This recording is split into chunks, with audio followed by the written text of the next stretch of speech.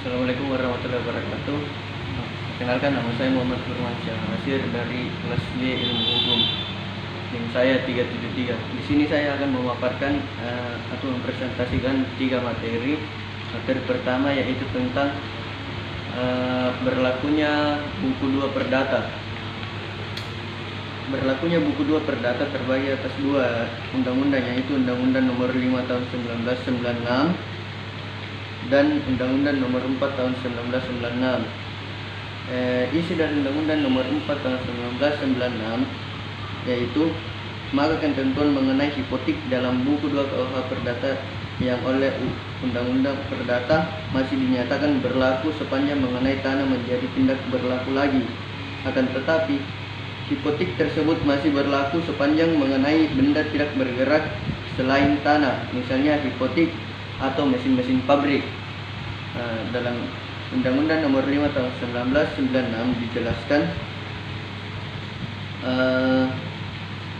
dijelaskan dari beberapa rinci. Ada 3, yaitu ada pasal-pasal yang masih berlaku penuh karena tidak mengenai bumi, air, dan kekayaan yang terkandung di dalamnya. Kedua, ada pasal-pasal yang menjadi hak berlaku lagi, yaitu pasal-pasal yang melulu mengatur tentang bumi, air, dan kekayaan alam yang terkandung di dalamnya.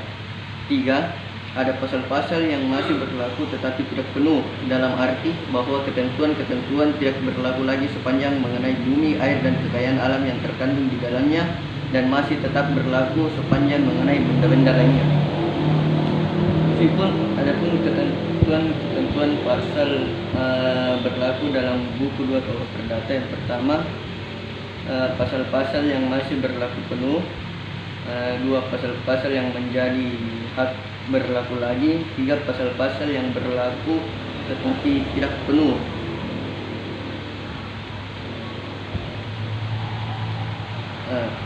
Terus macam-macam benda buku 2 KUH Perdata. Secara yuridis, pengertian benda ialah segala sesuatu yang dapat menjadi objek hak milik, atau dalam pasal 499 KUH Perdata. Pengertian benda dalam KUH Perdata meliputi barang berwujud dan tidak berwujud serta bagian daripada kekayaan. Macam-macam benda yaitu barang berwujud dan tidak berwujud. Barang-barang berwujud dan tidak berwujud. Kedua, barang-barang bergerak dan barang-barang tidak bergerak. 3, barang-barang yang dapat dipakai habis dan barang-barang yang tidak dapat dipakai habis. 4, barang-barang yang sudah ada dan masih ada baik secara absolut dan relatif. Dan kelima, barang-barang dalam perdagangan dan luar perdagangan. 6, barang-barang dapat dibagi dan tidak dapat dibagi. Benda bergerak dapat dibedakan menjadi 2, yaitu karena sifatnya dan karena ketentuan undang-undang. Sedangkan benda tidak bergerak dibedakan menjadi 3, yaitu sifat, tujuan, dan ketentuan undang-undang. Benda bergerak dan tidak bergerak berkaitan dengan bezil, levering, forgery, dan berzami. Bezil terhadap benda bergerak berlaku azas seperti yang tercantum dalam pasal 1977 ayat 1 KUH Perdata, yang terdapat disimpulkan bahwa distiller atau orang yang berzid terhadap barang bergerak adalah sebagai pemilik dari barang tersebut. Sedangkan levering atau penyerahan benda bergerak dapat dilakukan dengan penyerahan nyata. Dan ketiga, forgery.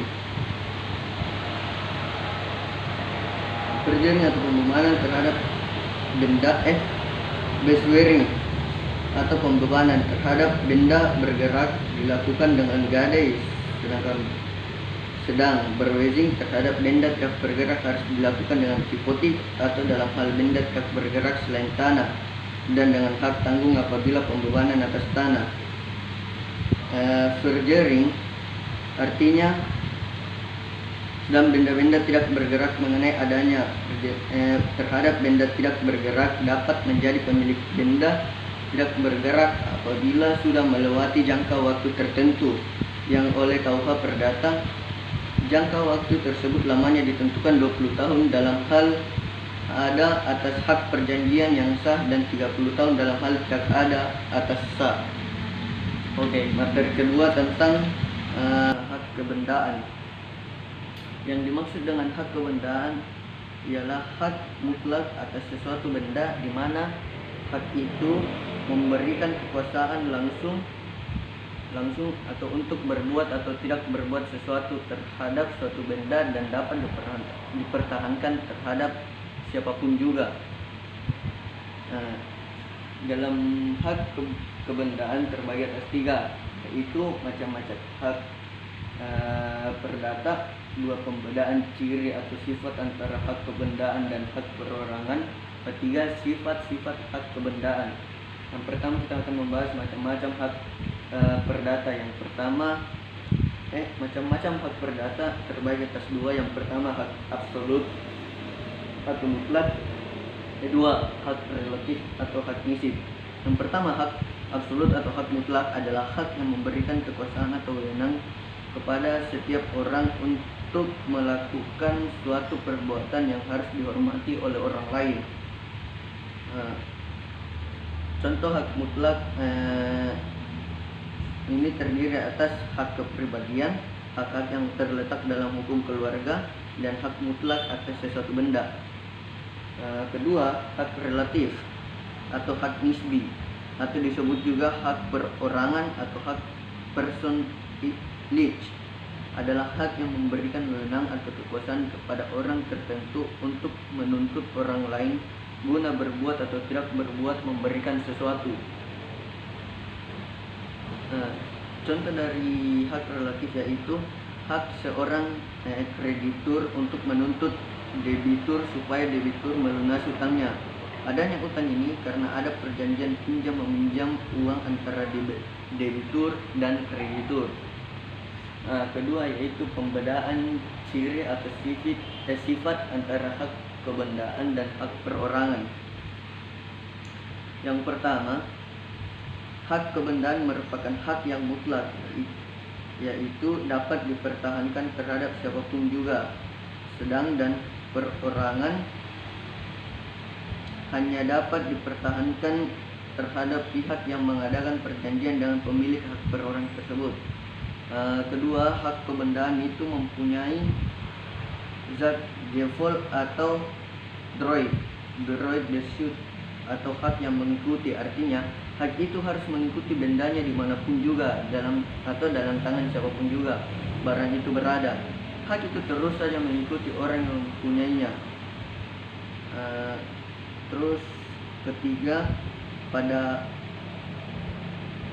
hak kebendaan terdapat sesuatu sistem mana yang lebih dulu terjadinya tingkatannya adalah lebih tinggi daripada yang terjadi kemudian atau belakangan. Misalnya seorang pemilik tanah membebani tanah miliknya dengan hak tanggungan, kemudian tanah tersebut juga diberikan kepada orang lain dengan hak memungut hasil, maka hak tanggungan itu masih ada pada tanah yang dibebani hak memungut hasil dan mempunyai tingkat yang lebih tinggi daripada hak memungut hasil yang terjadi kemudian atau di belakangan. Terus keempat, tentang hak kebendaan merupakan hak yang didahulukan atau hak terlebih dahulu. Misalnya A mempunyai hak memungut hasil atas benda milik B, maka apabila kemudian B pilih, A masih tetap dapat mempertahankan haknya tersebut terhadap siapapun, tak dipengaruhi kepalitan. Yang kelima, selanjutnya mengenai kemungkinan untuk mengadakan gugat itu juga berlainan. Yang keenam, apabila pemilik hak kebendaan akan memindahkan haknya, maka dapat sepenuhnya dilakukan, tetapi pada hak perorangan untuk memindahkan hak tersebut terbatas. Selanjutnya, sifat-sifat hak kebendaan.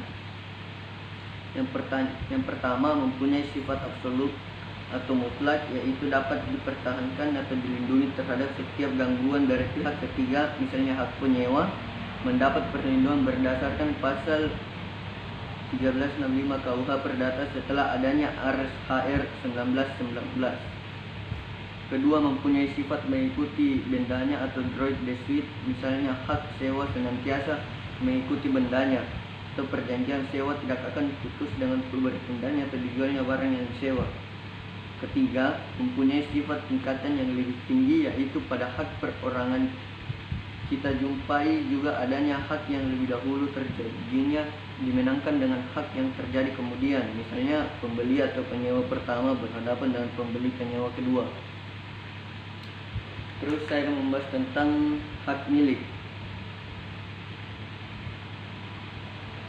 Hak milik terbagi ke atas tiga, yaitu pengertian hak milik, pembatasan terhadap pengguna hak milik, dan cara memperoleh hak milik. Pengertian hak milik. Pengertian hak milik seperti telah dijelaskan di muka bahwa setelah berlakunya Undang-Undang PA, maka pasal-pasal atau ketentuan-ketentuan yang mengatur hak milik ini hanya berlaku pada hak milik atau benda-benda bergerak. Menurut pasal 570 KUH Perdata, hak milik adalah hak untuk menikmati suatu benda itu dengan sebebas-bebasnya, asal tak dipergunakan bertentangan dengan undang-undang atau peraturan umum yang diadakan oleh kekuasaan-kekuasaan mempunyai wewenang untuk itu, dan asal tidak menimbulkan gangguan terhadap hak-hak orang lain.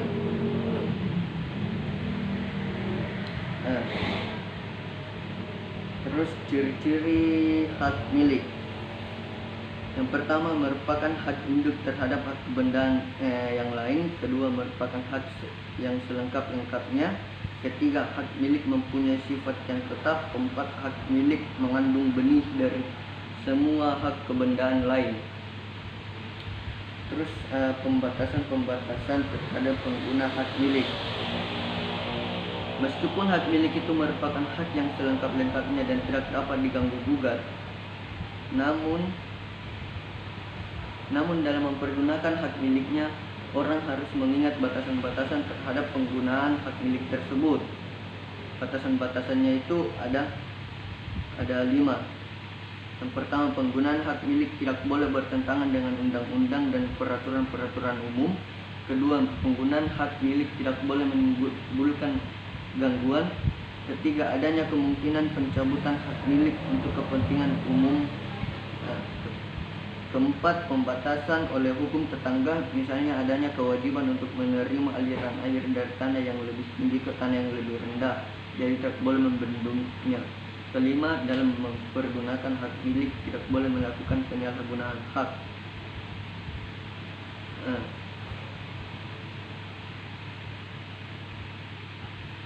Terus ada pula juga unsur-unsur suatu perbuatan menyalahgunakan hak, yaitu yang pertama ada perbuatan yang melawan hukum dan perbuatan itu bersifat mengurangi atau menghilangkan kenikmatan dalam penggunaan hak milik seseorang.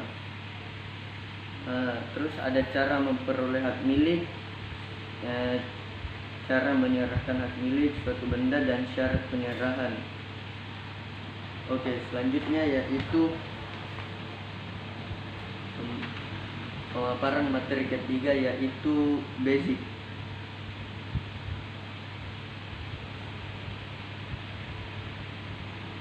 Yaitu basic atau kedudukan berkuasa.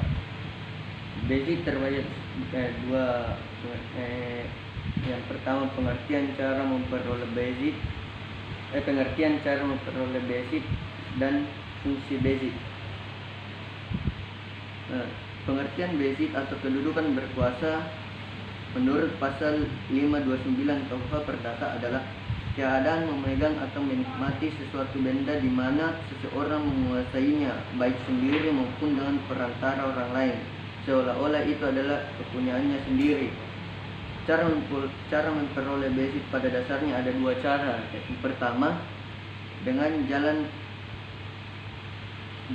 jalan occupatio, dan yang kedua dengan jalan tradisio.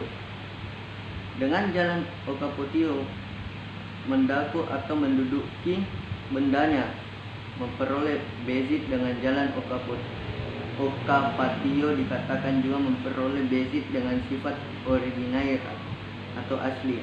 Artinya memperolehnya itu secara mandiri tanpa bantuan dari orang yang membezit lebih dulu. Terus yang kedua itu dengan jalan tradisio atau penyerahan bendanya, memperoleh bezit dengan jalan tradisio dikatakan juga memperoleh bezit yang bersifat derivatif. Artinya memperoleh itu ialah dengan bantuan dari orang yang membezit lebih dulu, diperoleh dari tangan beziter yang lama ke tangan beziter yang baru. Terus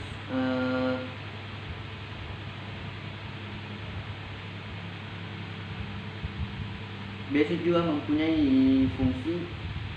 Yang fungsi pertama yaitu polisinil dan fungsi kedua Zakenrecht Felix.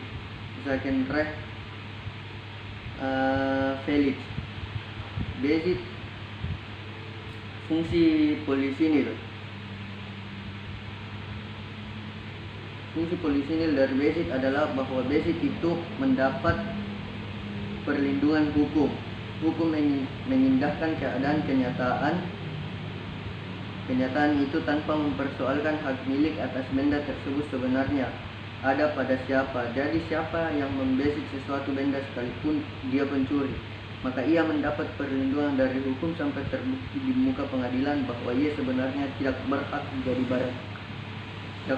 Jadi barang siapa yang merasa haknya terlanggar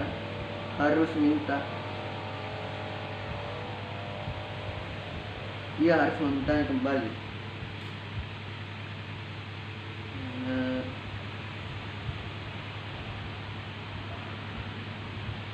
Terus beziter akan kehilangan beritnya menurut pasal 543 sampai dengan 547 KUH Perdata apabila pertama orang lain memperoleh bezit benda itu dengan jalan tradisio atau occupatio. Kedua, benda itu diambil orang lain atau dicuri atau telah hilang dan benda tidak diketahui lagi di mana tepatnya. Ketiga, binasanya benda. Keempat, beziter membuang benda itu. Kelima, bezit atas benda tak terwujud berakhir apabila orang lain selama 1 tahun telah menggantinya dengan tiada gangguan apapun. Oke, sekian dari pemaparan saya, kurang lebihnya mohon dimaafkan. Wabillahi taufiq wal hidayah. Wassalamualaikum warahmatullahi wabarakatuh.